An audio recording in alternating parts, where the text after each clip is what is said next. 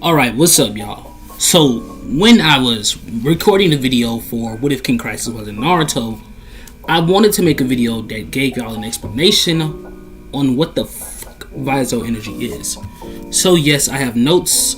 I had these notes for a few years now, and sometimes I still have to go over them, so yes, I will still have the notes while making the video. The idea of me giving you guys explanations and notes, all that good little stuff came to my head, and I decided, yeah, I'm gonna do it. I'm going to be explaining visle energy, the backstory, the origin, and how it started. So let's start this video. Visle energy began in a verse beyond omnipotence. You see, it's a realm called trinomial. Trinomial is one of 7. There are 7 trimal verses. Now each trimal verse hold gods within them.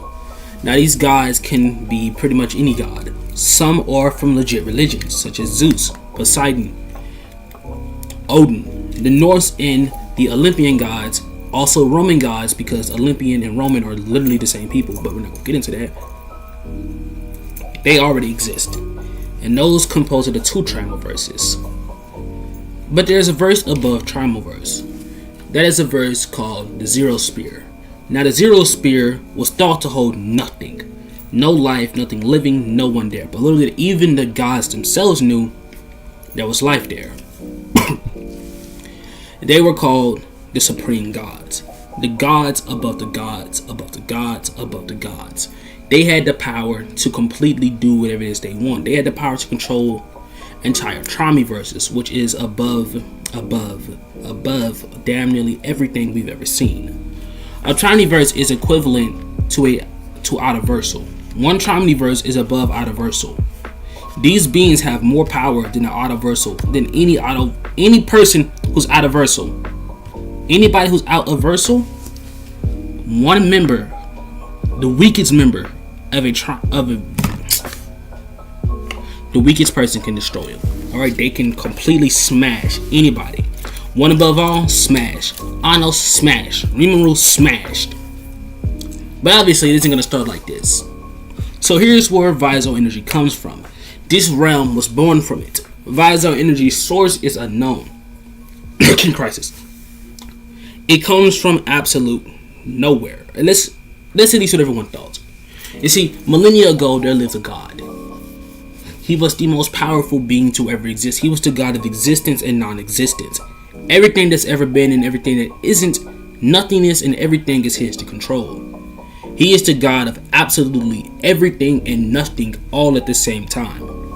He's a being of so much power that no matter what happens, his rule always is what goes. He was unstoppable. Into the day, he got bored. He called up someone and told him to kill him. He could not die unless he allowed himself to die, and considering the fact that he wanted to die, his death was quick. They stabbed him into the heart, ripped it out, and proceeded to smash his heart and brain at the same time. He died. Now I know what you're wondering. Why did they have to smash his heart and brain at the same time? The only way to kill a being from this higher plane of existence is to destroy both their heart and brain at the same time. But there's part of that. There's an issue with this. Because if you are a basic god, which pretty much everyone is in comparison to them, if you do manage to destroy them, they're just going to take over your body. And they're going to pull a Momoshiki, Otsutsuki, Kenshiki on you. And then you're just going to become, guess what? They bitch. For life. Yeah, as y'all can see, I have a hat on because I look like this underneath it. And I do not feel like going through that problem. So, I know I look crazy with a hat on, but I'm going to look even crazier without it. So, just roll with me on this. Anyways, now for the abilities. The first ability is called Enhancer. They have the power to strengthen themselves, others, and items. Now, when you think about that, what do you expect? Nothing. But it's something. You see, when it comes to being an enhancer, let's say you have a set of keys. These keys are strong enough to open the locks of hell itself. That may sound a little cuckoo, but when you use these keys to just unlock something, they just unlock anything. It basically lets you unlock anything, put it simply. But there's limitations. You see, When you enhance something, you only can enhance something to a limit. Meaning that if it has a limit on it, then you might as well just stop enhancing it, because if you enhance it too far, you're going to fucking destroy it. But if it doesn't have a limit, then you're going to be able to freaking enhance something so strong to the point that it could be able to just straight up destroy worlds. No underestimation, like whatsoever. It can destroy worlds. The first item to ever be enhanced was Excalibur. You see, Excalibur was an item invented for King Arthur. King Arthur was a powerful individual. He was the strongest human in human history. He was the first human being to ever fight a god and live to tell the story. He didn't really fight an important god, but he still did fight a god and lived. Enhancers had the power to enhance elemental properties within their weaponry. So if visle energy is used for a spell, Enhancer is able to enhance the spell within it. Now I have to explain something really quick, because we're going to have to get into this later on, but everyone will not have a form of elemental power, unless you know this right now. They will have access to one element apiece, but everyone will not have forms or control over elemental power, because that's a whole nother category. But next up are speedsters. Now I know what you're thinking, wouldn't they just be an enhancer? No, they would not. You see, a speedster is essentially an enhancer without a limitation. Well, damn, I fucked that up. Why did I say without? An enhancer, alright? They have the power to enhance their speed. Now, when enhancing their speed, they have the power to enhance the speed of themselves, others, and items as well. Now, when they enhance anything, if your body cannot handle it, you're going to die. Like, you will literally burst into flames or just straight up have a mosquito explode through your head. So if you're physically not able to handle it, you will die. But they also have the ability to slow down the speed of others, which allows them the ability to stop people dead in their tracks. This ability works so well that this best speedster, Kronos, had the power to straight up slow down time and bring it to a stop. Kronos was just that powerful. Next up is healers. Healers have the power to completely, right, heal anything. Your arm can just be straight up just gone. A healer can bring it back. If you are a newly dead person, a healer can revive you. Newly dead, keyword, newly dead. You have to be dead or it will not work. But a newly dead person can revive you. The best healer is a woman named Sierra. Y'all don't know who she is. You may get a piece of her, you may not. But next up is a forger. Now this path within visle energy is very rare for someone to awaken. But what it lets you do, it lets you literally create any weapon. Now that sounds cool, but whatever weapon you create has a spell and placed on it. This spell can be used by anyone, unless it's a spell that prevents anyone else from using the armor on top of it. But if it's a spell that whoever wears his gauntlet has enhanced electrification power, this means that if you put on a gauntlet, whatever your element is, even if you don't have a lightning element, you will have the ability to coat that gauntlet in lightning. So this means anybody. So let's say, oh no, Issei. I'm not going to explain why Issei's in the story. Do not question me. He dies. But anyways, Issei ends up putting on the gauntlet. After putting on the gauntlet, he not only explodes, but he also explodes with lightning, and his entire body just booms. Because the gauntlet has a spell on it that no one aside from a specific person can wear it. Issei, because he's an idiot, decides to wear it. He blows up. He returns to life because he's immortal, but he still blows up. Now the next up is a sniper. Now, please do not get snipers and gunners confused. I understand why you would, but just don't get them confused. A sniper is a person who is a very long distance fighter. Their abilities consist of wielding long range weapons. So rather that is a freaking spear where they can just throw at you, or it's a bow and arrow where they can shoot you, or it's a freaking legit sniper. It's very simple. Cupid is the best sniper. Next up is gunners. Now, a gunner is kind of like the opposite of a sniper, but kind of not, because they still have to be a little long range. Gunners are very simple. They just run up, shoot, run back, jump upwards, and shoot. The best gunner in the history of being a gunner is Hades. He is the strongest. Next up is a defender. Plain and simple, they have extreme defense and they have the ability to counter anyone in damn nearly any way. That's the most simply I can put it. Now they do have a next stage to being a defender, which is called the absolute defense, which is an ability that I was going to make a what if on for Naruto. Actually I did, but it got no views, so I kind of just deleted it. Next up is offensives. Now offensives are the opposite of defenders. You see, you could be an offenser and a defender, but long story.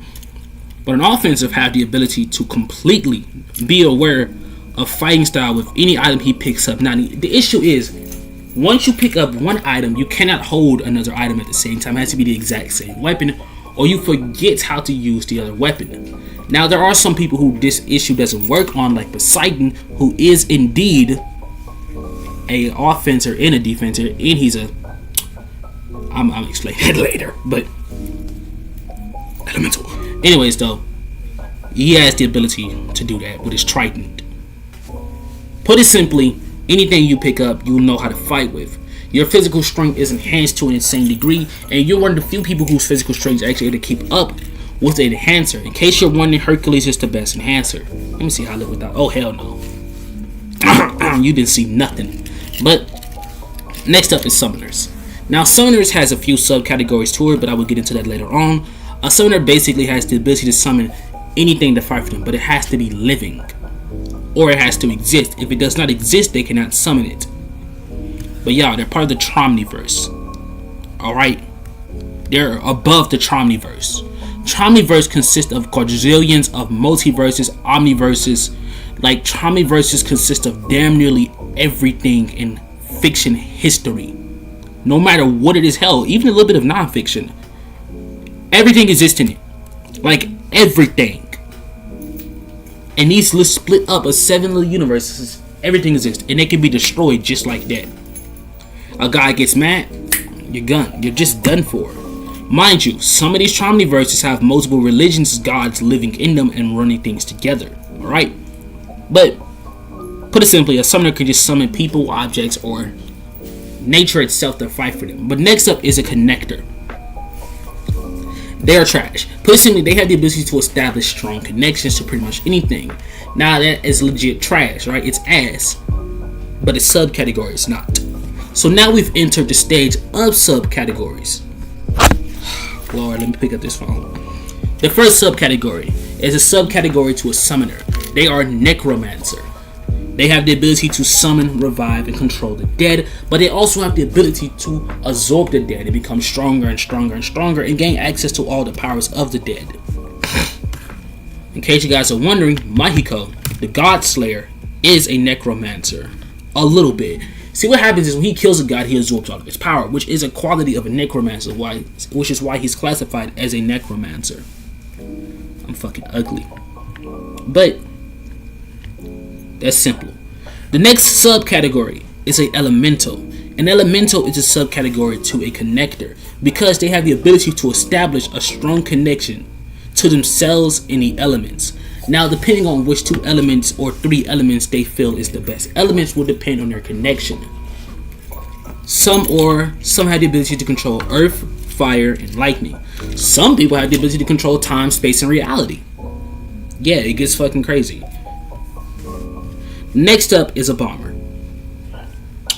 Subcategory of gunner and sniper.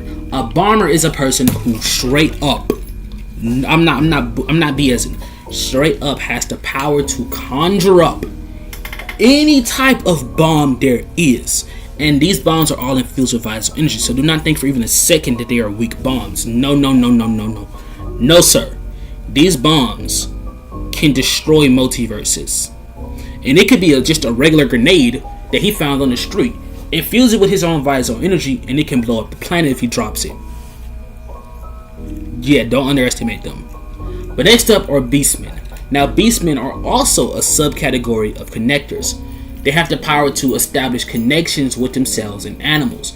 Now, when establishing these connections, they become beastmen. Now, beastmen have the power to morph and transform into monsters. Becoming a monster will literally make you half human, half have whatever animal. But there actually isn't a limit to how many animals or demons or angels or whatever creature there is that they can make a connection to. So they make a connection to about a dragon and you, or let's say make a connection to a dragon and a vampire, because they do exist. They can become a Dracomite. A Dracomite is half vampire, half dragon. They will become monsters. Monsters beyond belief, and will be able to retrify and straight up just purify, essentially is the word I can use to describe how badly they're going to kill you. They're going to call it purification, but it's just murder. They're going to fucking murder you horribly.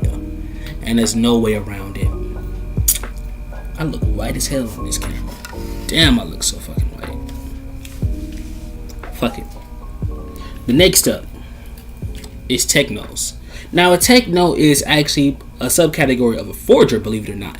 You see, technos have the ability to control, command, and create any form of technology. Now, it can work similarly to a forger, but they also have the power to control any form of technology. That includes fire. The reasoning behind it is because fire is considered to be the first technology ever invented by men, and because of that, they can control and demand fire. And with that, that's most, if not all, of the abilities, but new abilities will be added on as I begin to add more chapters into it. I do indeed have a fanfic that I'm making on it. It is look, right, y'all. It's on Wattpad, or however you say it. If you guys want to read up on it, I'm going to eventually finish and add the first chapter. I'm telling y'all, it's not going to start off how you guys are expecting it to start off, so be prepared because it's going to start off as a mortal. So with this, good explanation, and well, I'm out.